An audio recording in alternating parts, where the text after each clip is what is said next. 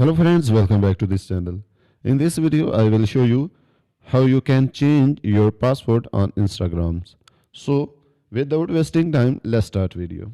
Firstly, make sure that your Instagram should be updated.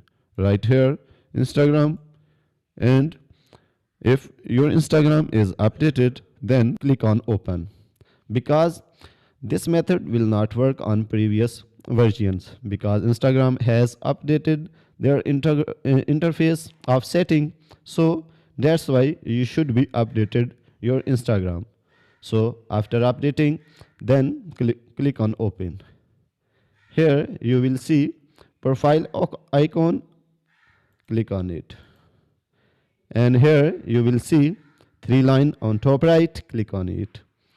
After that, click on setting and then click on security and click on, and right here your current password, new password, and re-enter new password. I am writing.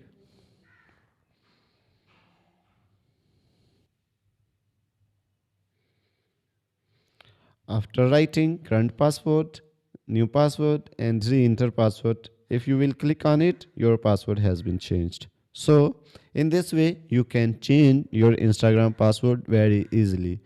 If this video will be helpful for you, please like it and subscribe our channel.